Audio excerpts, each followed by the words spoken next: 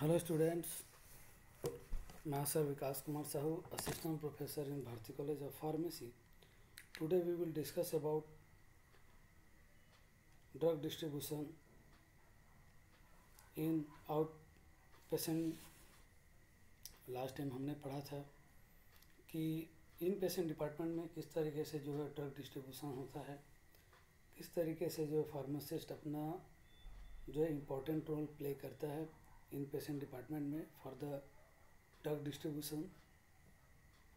अब हम देखते हैं जो आउट पेशेंट डिपार्टमेंट में किस तरीके से जो ड्रग डिस्ट्रीब्यूशन सिस्टम जो है वो इम्प्लीमेंटेशन किया जाता है। इससे पहले भी मैंने आपको थोड़ा सा आउटलाइन बताया था आउट पेशेंट के बारे में, जिसमें से उसको थोड़ा सा मैं ब्रीफ कर देता हूँ। और out patient refer to the patient occupying the bed in the hospital or in clinics, health center and other places. Outpatient load into the three categories: emergency, tertiary and primary. तो जो out patient department होता है वह patient होता है, या फिर जो आउट पेशेंट होता है वह पेशेंट होता है जिसको किसी भी हॉस्पिटल या हेल्थ केयर सेंटर या अदर प्लेसेस में हॉस्पिटलाइज होने की ज़रूरत नहीं होती। वह सामान्यतः जाता है और डॉक्टर में मिलता है और अपना जो ट्रीटमेंट करा के वापस घर आ सकता है, मतलब वह चल फिर सकता है, अपने सो के जा सकता है। इसी के अगर अपोजिट हम देखें तो इन पेशेंट वह पेशेंट होते हैं जो कि अपने ट्रीटमेंट के लिए हॉस्पिटलाइज होना पड़ता है कम से कम 24 घंटे या फिर एक दिन से अधिक। इसके लिए यह हो सकता है कि जो इन पेशेंट है वह या तो अपने पैर से चल फिर ना सके, या तो कोई बहुत बड़ा एक्सीडेंटल कंडीशन हो। ये सब कैटेगरीज में आते हैं। आगे हम देखते हैं जो इमरजेंसी को जो लोड पहुंचाते हैं वो the person give the emergency और the accidental care for the condition which require the immediate medical attention, suffering from the serious health condition or the illness. This is the emergency condition of the patients. Tertiary care, he is directly to outpatient department by his attending the medical practitioner for the specific treatment other than the emergency treatment. Tertiary care वह care होता है, इसको हम out patient department के अंतर्गत रखे हुए हैं, जिसमें पेशेंट डायरेक्टली डॉक्टर से विज़िट करता है या उससे अपॉइंटमेंट लेता है और उससे मेडिसिन जो है वो प्रिस्क्राइब कर दिया जाता है डॉक्टर के द्वारा पेशेंट को, और वह मेडिसिन लेके अपने वापस घर चला जाता है। Primary care, primary care is the majority care. Primary care जो है वह बहुत मेजॉरिटी केयर डिपार्टमेंट होता है। It is the describe as the range of service adequate for meeting. इसमें जो है बहुत बड़े जो रेंज सर्विसेज होते हैं, जो बहुत सारे सर्विसेज को लगातार पेशेंट को प्रोवाइड किया जाता है। Most primary care is use by the patient who are ambulatory or able to move about freely. Then location of outpatient dispensing, तो जो लोकेशन हॉस्पिटल में कहाँ पे होता है वो आउट पेशेंट डिस्पेंसिंग है, उसके बारे में थोड़ा सा हम जान लेते हैं। जैसा कि आप सभी जानते हैं, नॉर्मल बेस पे जो हॉस्पिटल्स होते हैं उसमें जो पेशेंट आते हैं उसका जो ट्रीटमेंट है जनरली ओपीडी जो है वो ग्राउंड फ्लोर में रखा जाता है, ताकि पेशेंट जो है वो आसानी से मेडिसिन प्राप्त कर सके from the prescription of the doctor. और जो मेडिकल स्टोर्स होते हैं वो भी लगभग आउट पेशेंट डिपार्टमेंट के आसपास ही रहते हैं। ये जो आउट पेशेंट डिपार्टमेंट होता है वह सेपरेट होता है इन पेशेंट डिपार्टमेंट से। It should be located on the ground floor of the building. जैसा कि मैंने बताया कि आउट पेशेंट डिपार्टमेंट जो है जनरली जो है वो ग्राउंड फ्लोर डिपार्टमेंट में होता है। The outpatient dispensing area should be provide with the proper sitting arrangement, और वहाँ पे जो है वह प्रॉपर सिटिंग अरेंजमेंट होता है आउट पेशेंट डिपार्टमेंट में, ताकि जो आउट पेशेंट डिपार्टमेंट है वह अपना जो अपॉइंटमेंट लिए रहते हैं तो अपने बारी का आने का इंतज़ार करने के लिए वहाँ पे वह वेट कर सके, इसलिए सीटिंग अरेंजमेंट रखना बहुत ज़रूरी होता है आउट पेशेंट डिपार्टमेंट के लिए। The primary receives it's supply from medical store weekly but emergency supplies can be obtain at the any times. जो फार्मेसी होता है लगभग एक हफ्ते का मेडिसिन जो है वो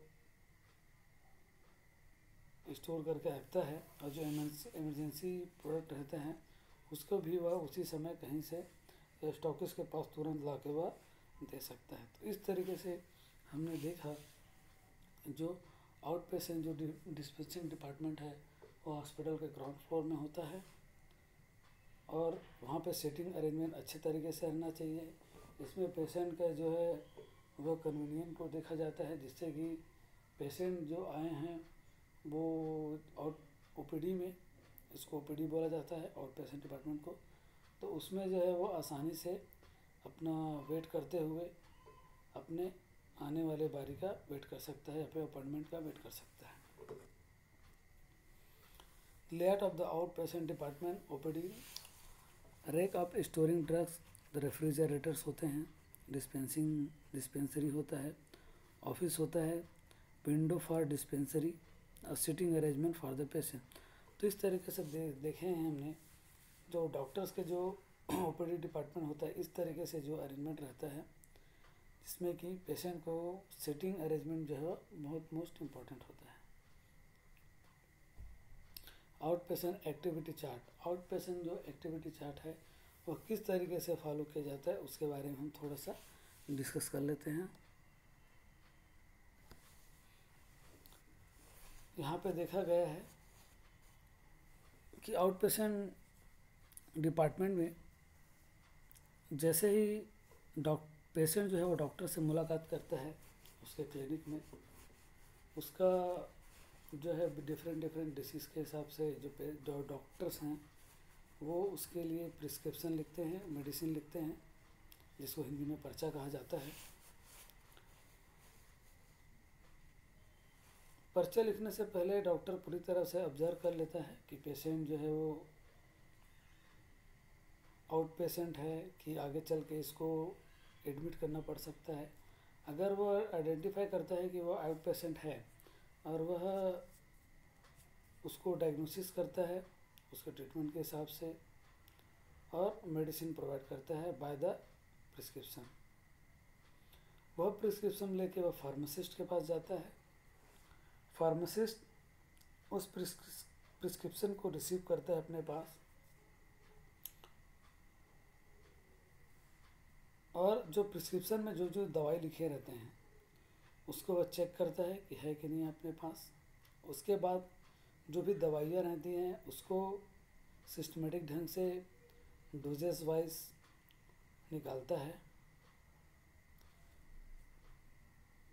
उसके बाद वह जो पर्चा रहता है उसको देख के वह मेडिसिन किस तरीके से लेना है, मॉर्निंग लेना है, इवनिंग लेना है, खाली पेट में लेना है, बीडी लेना है, टीडी लेना है, ओडी लेना है, इसके बारे में पेशेंट को कम्युनिकेट करता है या फिर काउंसिल करता है।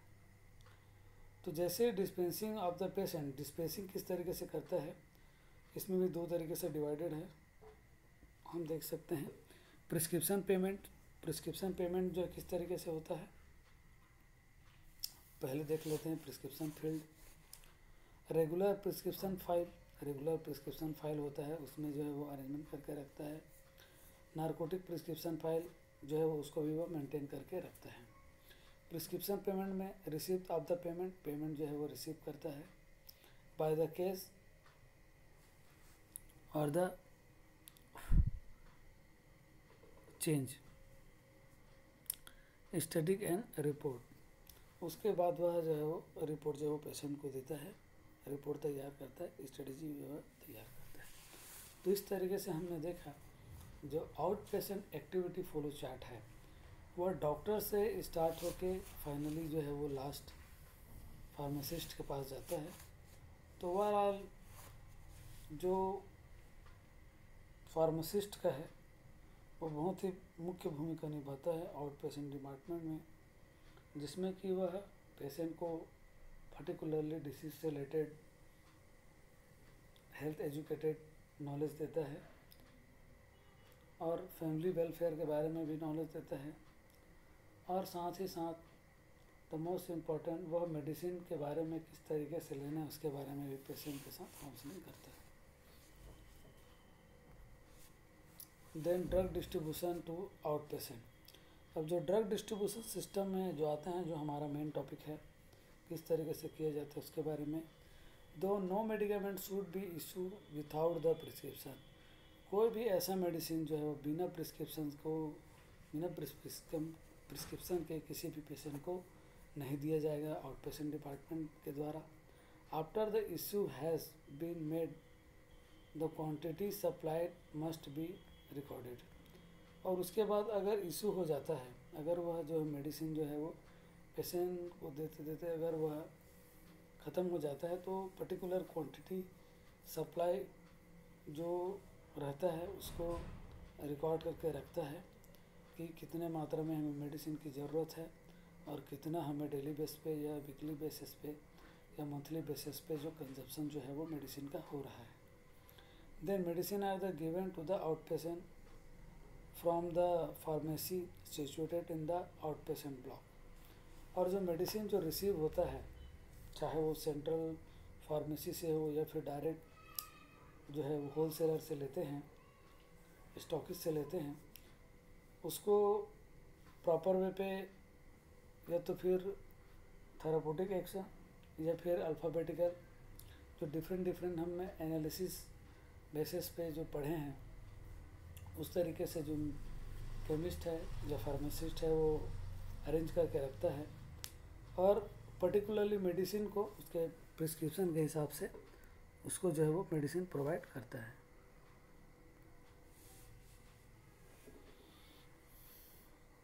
Then dispensing of the control drug, the hospital control procedures. किस तरीके से जो है वो डिस्पेंसिंग जो ड्रग होता है उसको कंट्रोल किया जाता है। Responsibility for the control substance in the hospitals. जो रिस्पॉन्सिबिलिटीज जो होती है वह जो हॉस्पिटल का मुख्य भूमिका होता है तो डिस्पेंस ड्रग को किस तरीके से डिस्पेंस करने के लिए कंट्रोल किया जाए।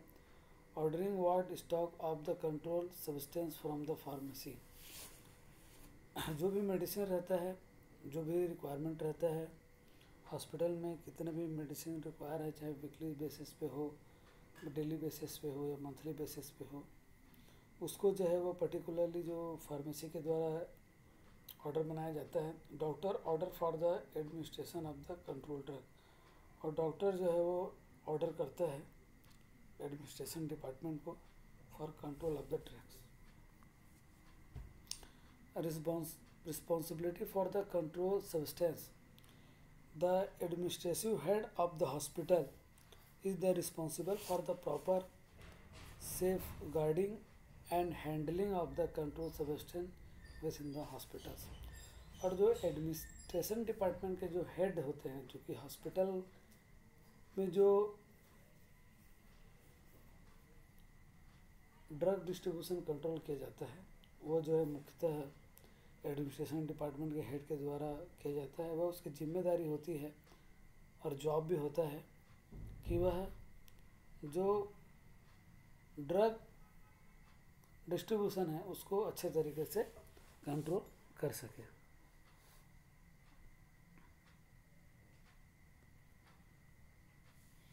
Ordering ward stock of the control substance for the pharmacy. किस तरीके से ऑर्डर किया जाता है stock of the control substance for the pharmacy, इसके बारे में देखते हैं। A requisition for the ward stock control substance is completed by the insertion a check mark opposite the name strength from the control substance desire. Then before any new control substance are issued to a ward. तो इस तरीके से students हमने देखा कि जो out patient department में किस तरीके से हम जो है ड्रग डिस्ट्रीब्यूशन सिस्टम जो है वो कंट्रोल करते हैं। इस वीडियो को हम और कंटिन्यू करेंगे क्योंकि कुछ ही पार्ट्स और बचे हुए हैं, जिससे कि आपको और अधिक से अधिक क्लियर हो जाएगा। Thank you.